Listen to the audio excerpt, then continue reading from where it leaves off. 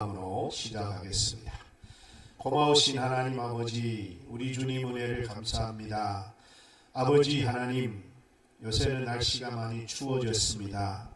하나님, 이렇게 또 하나님께 예배드리러 나오는 우리 사랑하는 성도님들, 또 온라인으로 예배드리는 우리 사랑하는 성도님들, 어디에 있든지 그들을 하나님의 따뜻한 사랑으로 보살펴 주시고 구보살펴 주셔서 하나님을 예비하며 하나님을 찬양하며 하나님께 기도하는 그들의 모든 믿음의 행동이 하나님께 연락되게 하여 주시고, 또 추운 날씨에 감기 걸리지 않게 하시고, 때로는 일터에 있는 자들도 있고, 때로는 가정에 있는 자들도 있고, 때로는 여기에 저기에서 하나님께 예배하고 또 열심히 살아가고 있는 우리 성도님들 한 사람 한 사람을 기억하여 주시고, 그들의 마음을 위로해 주시고 그들의 몸을 주님께서 만져주셔서 그들을 지켜주시고 보호해 주시기를 원합니다. 지치지 말고 쓰러지지 말고 추운 겨울에 감기 걸리지 말고, 특별히 코로나19가 아직도 종식되지 않고 있는 이때에 우리 사랑하는 믿음의 식구들 바이러스에 감염되지 않도록 우리 하나님 그들의 품어주시고 날개로 덮어주시기를 원하며 지켜주시기를 원합니다.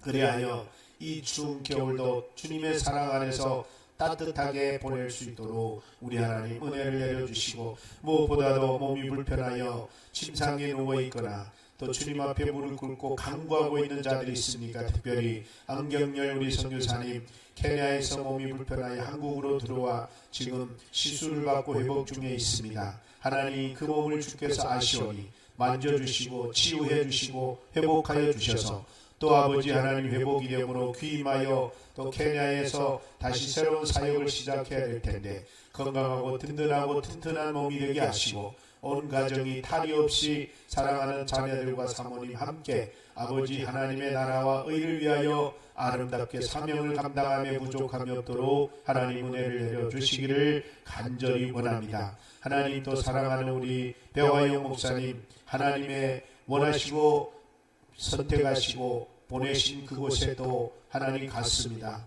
하나님께서 사랑하는 여종을 크게 쓰시기 위하여 또 아버지 정말 금식 중에 들어갔습니다.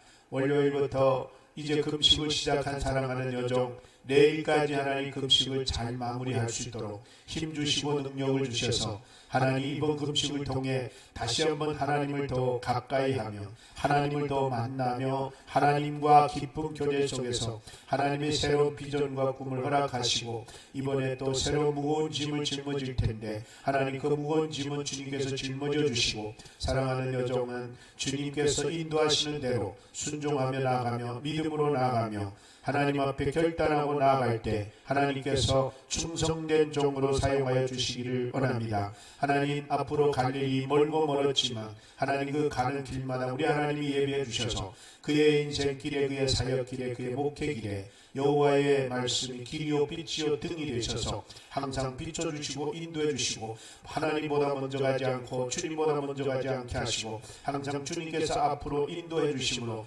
주님 가신 그 길을 뒤따라가며 주의 인도받으며 순종하며 나갈 때 모든 일이 순리롭게 은혜롭게 주님께서 다 일구어 놓으신 것들을 친히 사랑하는 여종을 통해서 많은 만민 앞에 보여지고 증거로 드러내는 증인으로 사용하여 주시기를 원합니다. 이제 하나님 아버지 시작된 출발의 사역의 현장에서 악한 어둠의 권세들의 공격도 많이 있을 것이나 하나님이여 천군천사를 동원하여 사랑하는 여종을 두루막아 주시고 주변에 화염금을 그어주셔서 어둠의 권세들은 얼씬도 하지 못하게 하시고 하나님의 능력과 권세로 지켜 하나님의 역사 만들어내는 여종이 되게 하여 주시고, 이제 여종을 통하여 그 땅에는 영혼들이 생명이 회복이 되고 살아나고 구원받고 영생 얻는 놀라운 역사들이 일어나게 하여 주시옵소서.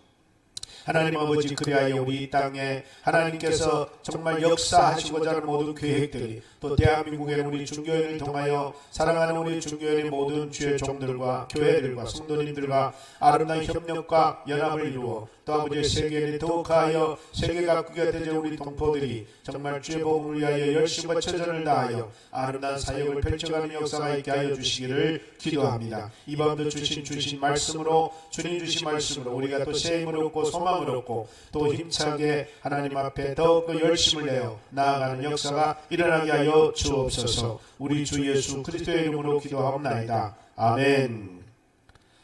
우리 다같이 신앙 고백합니다. 전능하사 천지를 만드신 하나님 아버지를 내가 믿사오며 그 외아들 우리 주 예수 그리스도를 믿사오니 이는 성령으로 잉태하사 동정녀 마리아에게 나시고 본디오 빌라도에게 고난을 받으사 십자가에 못 박혀 죽으시고 장사한 지 사흘 만에 죽은 자 가운데서 다시 살아나시며 하늘에 오르사 전능하신 하나님 우편에 앉아 계시다가 저리로서 산자와 죽은 자를 심판하러 오시리라. 성령을 믿사오며 거룩한 공예와 성도가 서로 교통하는 것과 죄를 사하여 주시는 것과 몸이 다시 사는 것과 영원히 사는 것을 믿사옵나이다. 아멘. 우리 이전에게 다같이 보실 하나님의 말씀, 우리 마가복음 계속해서 봅니다. 마가복음 14장입니다.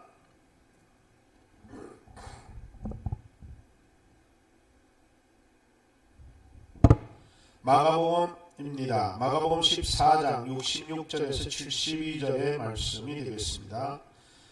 마가복음 14장 66절에서 72절을 제가 여러분에게 봉독해 드리도록 합니다.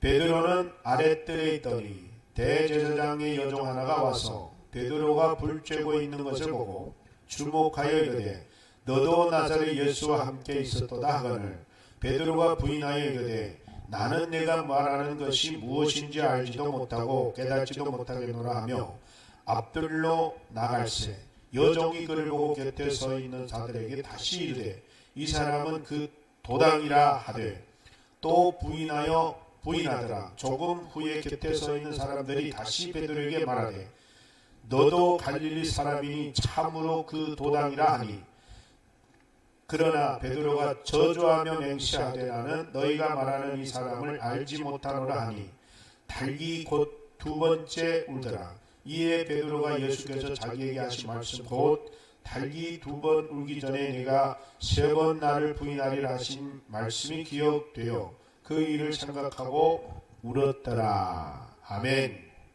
네, 오늘 저녁 말씀 우리가 다 잘 아는 말씀입니다.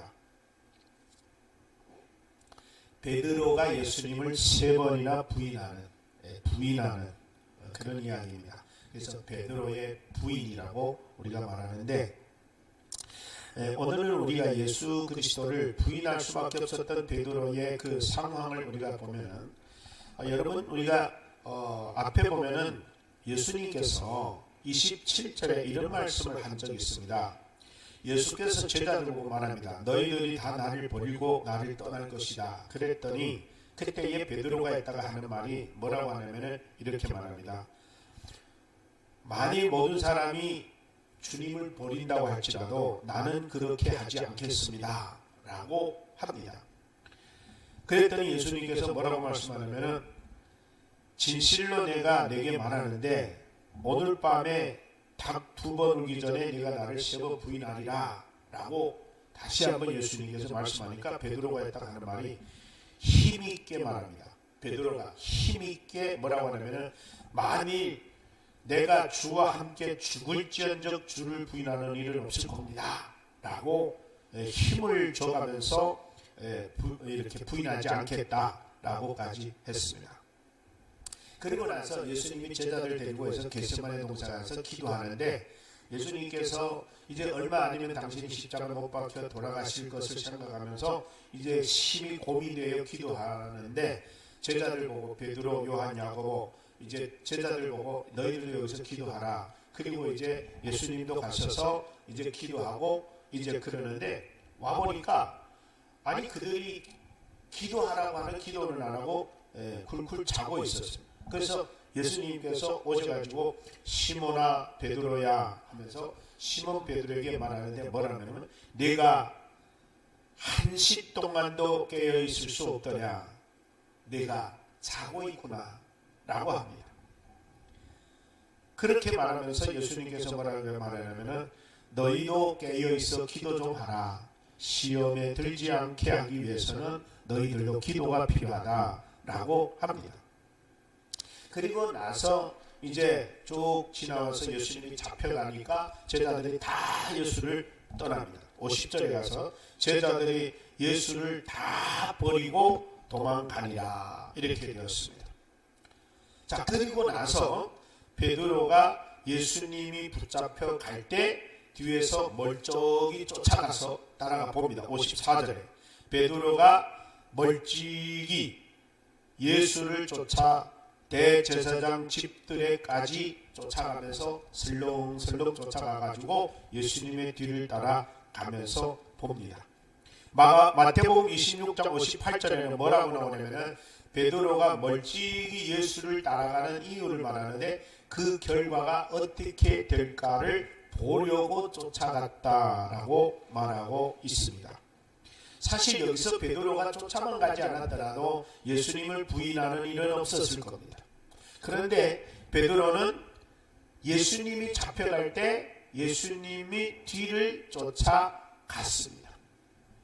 가가지고 결국에는 베드로가 예수님을 부인할 수밖에 없는 상황이 오고야 말죠.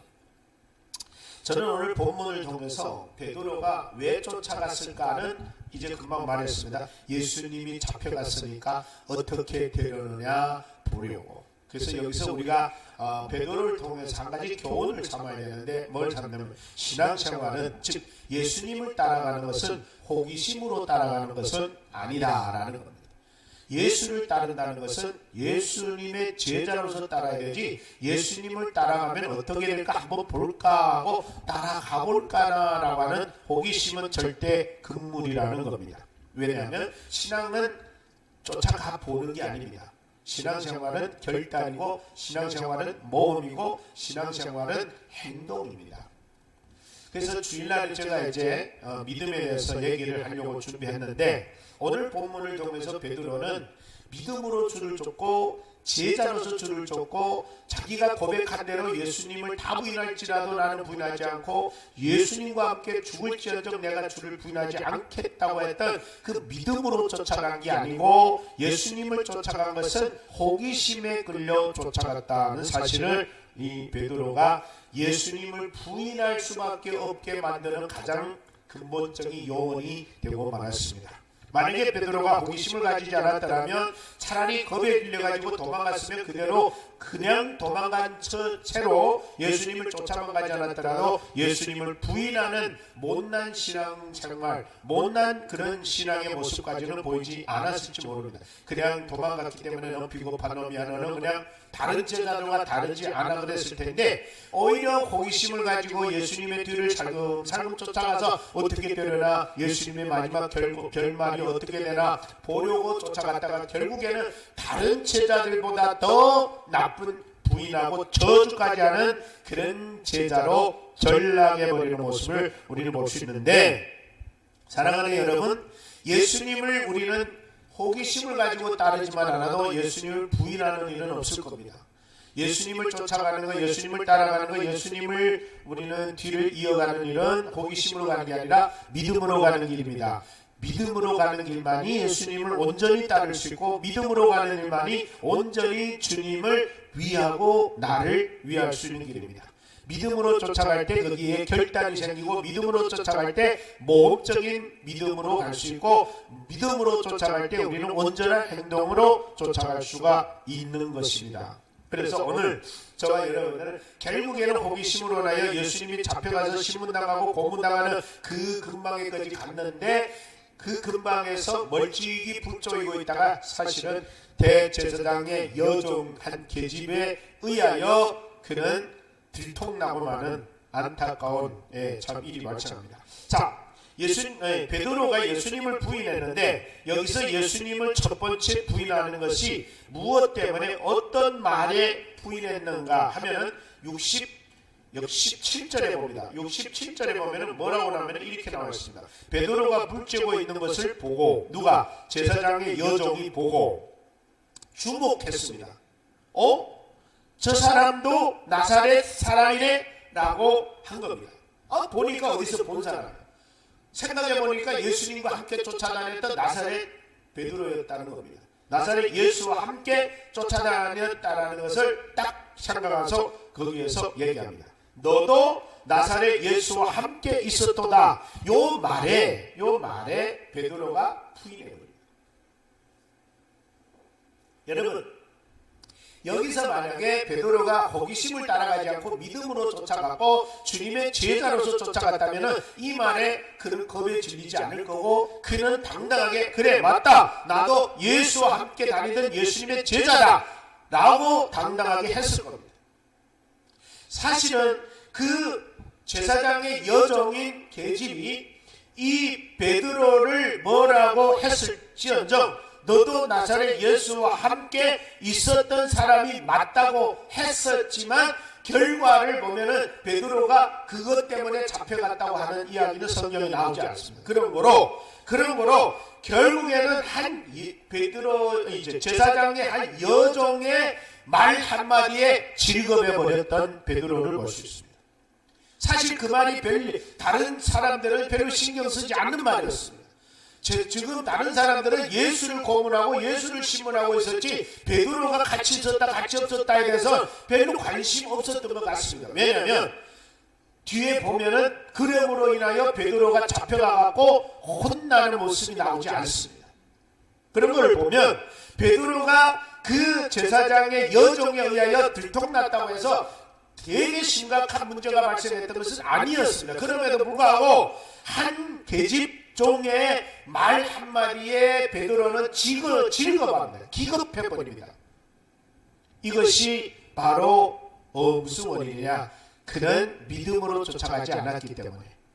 우리 여러분, 우리가 주님을 위해서 살아간다는 것은 호기심에 의하여 무엇을 한다면 반드시 베드로와 다르지 않는 일이 발생합니다. 여러분, 우리는 당당하게 믿음으로 행동을 하고 믿음으로 무엇을 하도 해야 됩니다. 그래서 나와 여러분들은 주를 위해 살고 주를 위해 일하고 주를 위해 먹고 주를 위해 마시는 바울의 고백처럼 우리는 호기심 때문에 교회 오고 호기심 때문에 봉사해보고 호기심 때문에 헌금하고 호기심 때문에 뭘 해보는 그런 어리석은 신앙은 우리가 버려야 됩니다. 여러분, 우리는 해보는 게 아닙니다. 그냥 하는 겁니다. 왜? 믿음으로 하는 겁니다. 왜? 주님의 은혜 고마워서. 주님이 나를 위해 죽으시고 부활하시고 나를 위해 승천하시고 나를 위해 앞으로 나를 데리러 오실 그분이 나를 믿기 때문에 그분을 위해서라면 내가 뭔들 못하랴라고 하는 것이 믿음이고 그것이 제자고 그것이 주님을 따르는 삶이지 호기심을 가지고 살랑살랑 가보는 잘못된 신앙을 우리는 버릴 수 있어야 됩니다. 그래야 원망하지 않고 불평하지 않고 후회하지 않고 어떤 낭만이 닥쳐도 나는 그 길을 향하여 믿음으로 도전하고 믿음으로 달려갈 수 있게 되는 겁니다. 호기심을 가지면은 여러분 한 계집종의 그 소리에 기겁해버리고 너 무슨 소리야 나는 저 사람 알지도 못한다라고 아예 저는 두 마디 한 장에 부인해버립니다.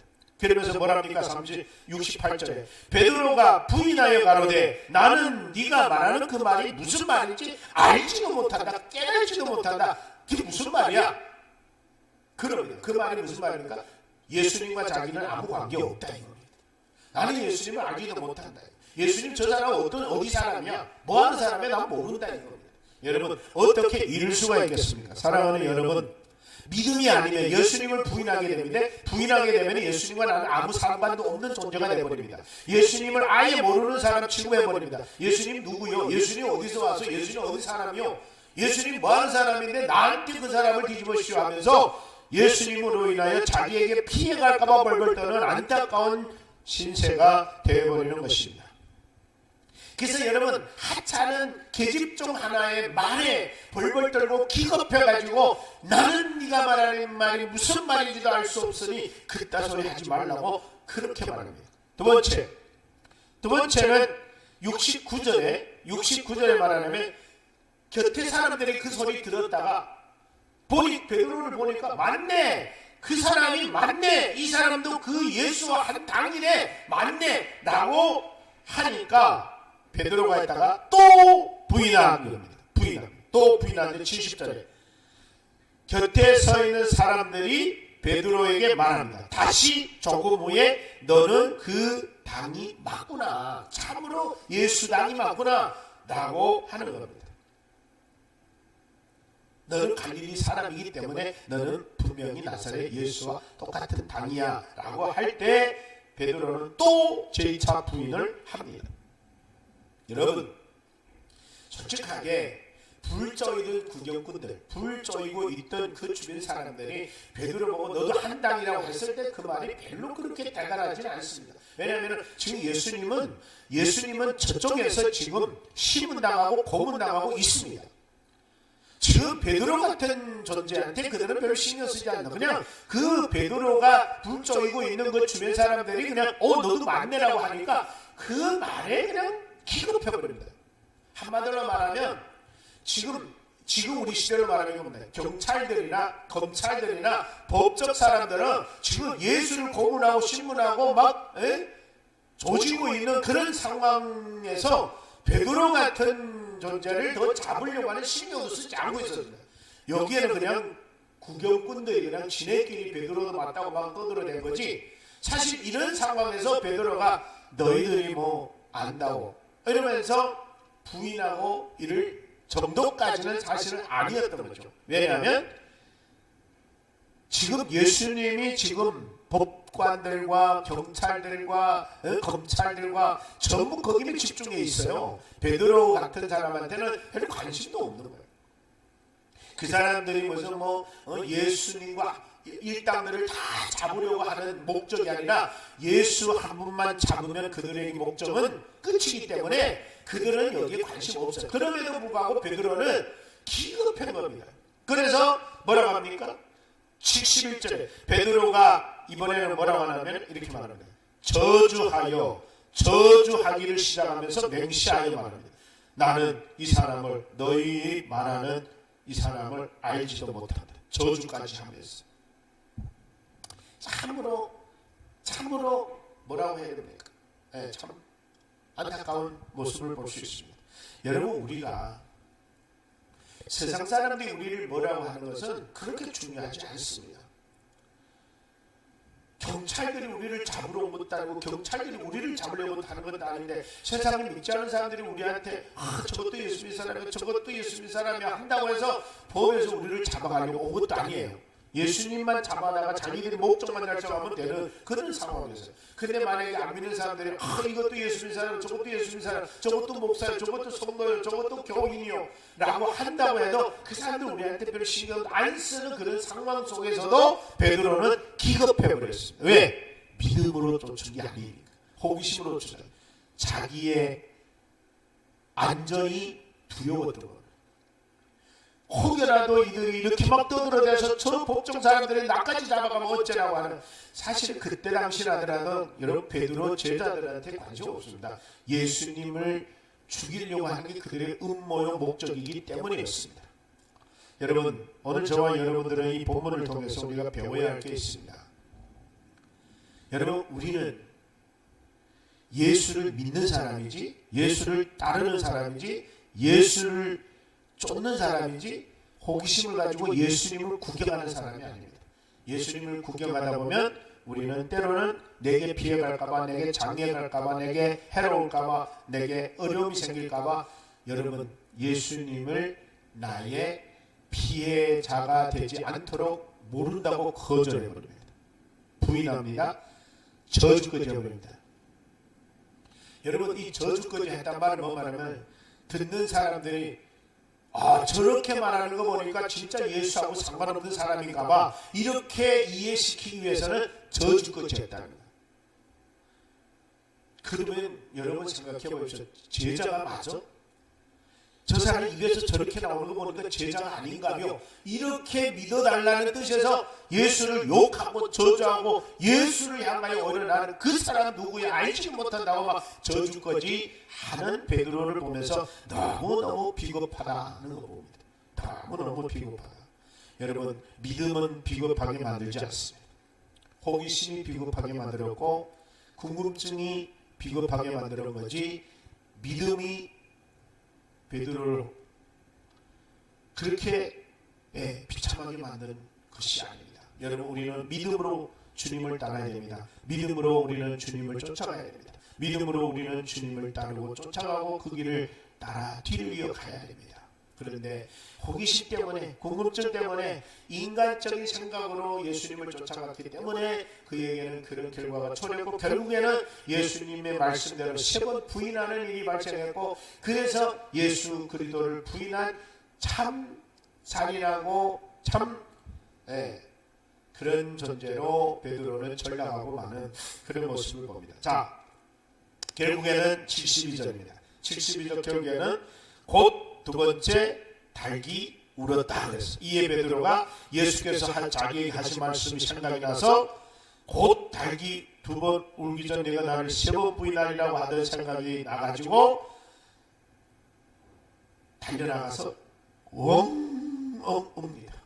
여기서 우리가 하는 이거는 회개의 눈물이 아닙니다.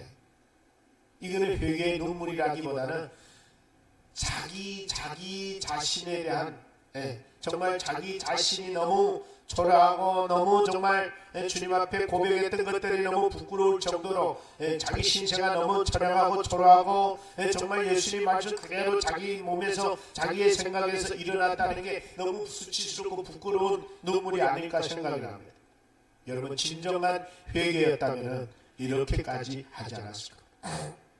여러분 우리는 수치 때문에 부끄러움 때문에 우리가 주님을 믿고 안 믿고 주님을 부인하고 안 하고는 우리에게 중요하지 않습니다. 사도 바울은 내가 복음을 부끄러워하지 않으니 복음은 믿는 자들에게 하나님의 능력이 나타나는 위대한 복음이라고 말하고 있습니다. 여러분 베드로는 복음을 부끄러워하고 예수님을 부끄러워하고 주님을 부끄러워했던 이런 사람이었습니다. 물론 후에 성령을 받고 나서 그는 복음을 위하여 죽고 복음을 위하여 사는 사람이 되었지만 말입니다. 사랑하는 저와 여러분, 복음은 부끄러운 것이 아닙니다. 복음은 믿는 자들에게 구원을 주신 하나님의 능력이 나타나는 위대한 능력이 우리 주님께 있고 복음에 있고 우리 믿음으로 인하여 있다는 사실을 우리는 기억하시고, 우리가 정말 베드로처럼 호기심을 따라 의심 많은 베드로가 정말 호기심에 의하여 예수님의 결말을 보려고 쫓아가는 어리석은 그런 자가 되지 말고 오직 믿음으로 주님 가신 그 길, 십자가의 길, 고난의 길, 죽음의 길, 아픔의 길일지라도 나와 여러분들의 믿음으로 쫓아간다면 그 길을 충분히 따라가도 부인하지 않고 오히려 그 길을 우리는 끝까지 따라갈 수 있는